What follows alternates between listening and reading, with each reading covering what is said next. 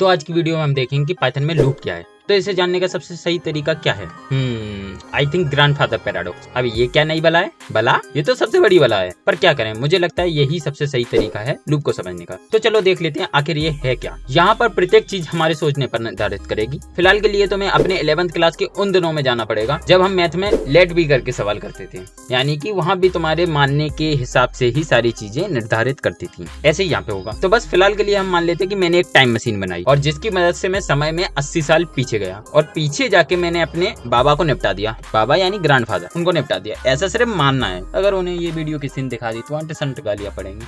खैर छोड़ो, फिलहाल के लिए हम मान लेते कि मैंने उन्हें निपटा दिया। तो अब जबकि वो नहीं है तो मेरे पापा भी नहीं होंगे और पापा नहीं होंगे तो मैं भी नहीं होऊंगा और मैं नहीं हूँ तो टाइम मशीन नहीं बनी होगी क्योंकि टाइम मशीन मैंने ही बनाई। ऐसा मानना है, ठीक है। तो टाइम मशीन नहीं होगी तो फिर बाबा जिंदा होंगे क्योंकि टाइम मशीन की मदद से ही तो मैं पीछे गया था। अब बाबा जिंदा है तो पापा भी होंगे, पापा हैं तो मैं भी होऊंगा और मैं हूँ तो टाइम मशीन भी होगी तो बाबा नहीं होंगे और बाबा नहीं होंगे तो पापा नहीं होंगे, पापा नहीं होंगे तो मैं। एक सेकंड, आखिर ये चल क्या रहा है?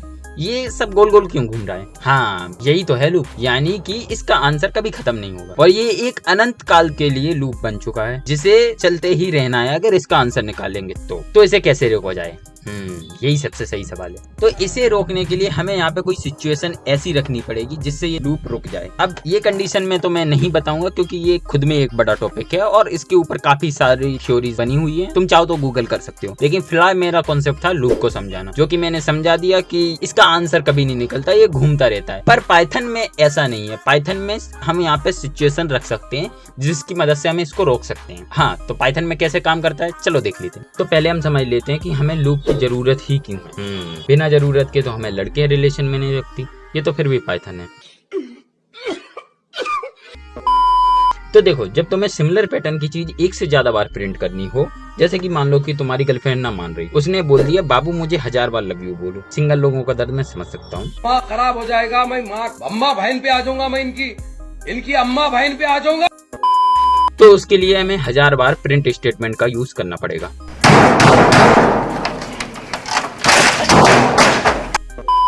इंस्टेड ऑफ तुम इतना सा कोड लिखो और बाबू खुश।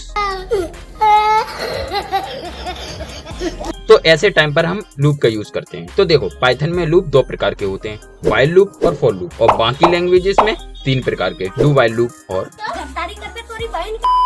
तो आज की वीडियो में हम व्हाइल लूप समझेंगे। तो देखो, पहले तुम एक वेरिएबल बनाओगे जिससे तुम लूप को स्टॉप करने की सिचुएशन बना पाओगे और उसी वेरिएबल की मदद से तुम लूप को अनंत काल तक घुमा पाओगे। कहने का मतलब है कि तुम्हें एक वेरिएबल चाहिए जिसकी मदद से तुम अलग अलग कंडीशन बना पाओगे लूप के लिए। तो पहले मैं अनंत काल तक लूप घुमा के दिखाता हूँ। तो मैंने एक वेरिएबल बनाया i जिसमें मैंने 1 वैल्यू को इंसर्ट किया। नेक्स्ट लाइन में लिखेंगे व्हाइल स्पेस देके i ग्रेटर देन 0, यानी कि i जब तक 0 से बड़ा है तो कॉलन के बाद व्हाइल लूप के अंदर आएंगे। अब जो कि मैंने i को 1 वैल्यू असाइन की है जो कि 0 से बड़ी है, तो लूप तभी रुकेगा जब कंडीशन गलत होगी। अब मैं व्हाइल लूप के अंदर कुछ भी प्रिंट कराऊं तो वो अनंत काल तक प्रिंट होता रहेगा। जैसे कि मैंने प्रिंट के अंदर लिखा लव यू और यदि हम कोड को रन करें तो तुम देख पा रहे हो लव यू लिखता ही रहेगा। हाँ, पर तुम्हारा टर्मिनल है छोटा, बिल्कुल तुम्हारे सामान की तरह।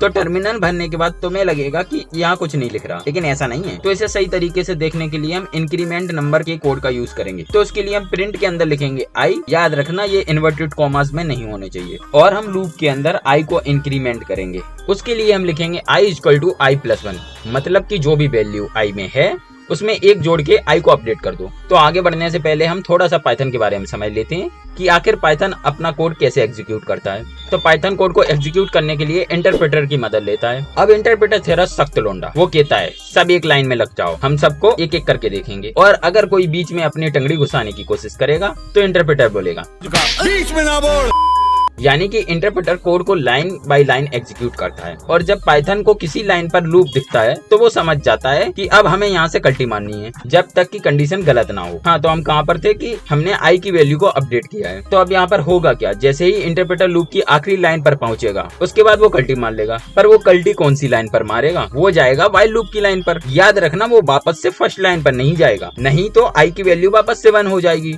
जो कि लूप के अंदर 2 हो चुकी है। तो फिर से लूप स्टार्ट होगा, वैल्यू प्रिंट करेगा, वैल्यू इंक्रीज करेगा और वापस से रिपीट होगा। और क्योंकि कंडीशन गलत होने ही नहीं वाली तो लूप ना रुक रहा, लूप कहेगा मैं ना रुक रहा। तो अब हम इसे रोके कैसे? 2 तरीके। पहला, तुम टर्मिनल के राइट साइड पे देखोगे तो तुम्हें बहुत सारे कोड लिखे दिख रहे होंगे। ये टर्मिनल के टैब्स होते हैं। जब भी तुम कोई कोड को रन करते हो तो तुम्हारा कोड एक नए टर्मिनल पर जाकर रन होता है। तो बस हमें उस टैब को डिलीट कर देना है। उसके लिए तुम जैसे ही अपना माउस कोड के ऊपर लेके जाओगे तुम्हें डिलीट का आइकन शो होगा, बस दबा देना है। दबाने में तुम एक्सपर्ट ही हो, मुझे पता ही है। चाहो तो तुम डिलीट कुंजी का भी इस्तेमाल कर सकते हो। और दूसरा तरीका, टर्मिनल पर क्लिक करके Ctrl+C दबा दो तो कोड रुक जाएगा। तो अब हम चलते हैं अपनी वो कंडीशन पे जब तुम्हारी गर्लफ्रेंड ने बोला था बाबू मुझे 1000 बार लव यू लिख के बोलो। अब क्योंकि अभी तुम्हारा लूप अनंत काल तक घूम रहा है तो इसका कुछ फिक्स नहीं है कि ये कहाँ जाके रुके, तो हमें इसे फिक्स 1000 पर रोकना है। उसके लिए हम कंडीशन में कुछ बदलाव करेंगे। while i less than equal to 1000, मतलब कि i अगर 1000 या 1000 से कम है तब तक तो लूप को घुमाओ और जैसे ही कंडीशन गलत होगी लूप रुक जाएगा। तो हम while लूप के अंदर आएंगे और प्रिंट के अंदर लिखेंगे I love you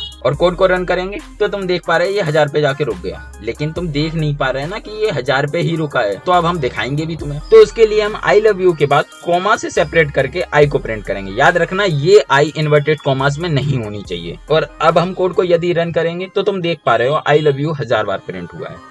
तुम चाहो तो देख सकते हो ये स्टार्ट कहाँ से हुआ, 1 से लेके 1000 तक ही प्रिंट हुआ है। तो बस आज की वीडियो में इतना ही। हम मिलेंगे ऐसी नई वीडियो में। अगर वीडियो पसंद आई हो तो चैनल को सब्सक्राइब कर देना और वीडियो को लाइक कर देना। तब तक के लिए गुड बाय।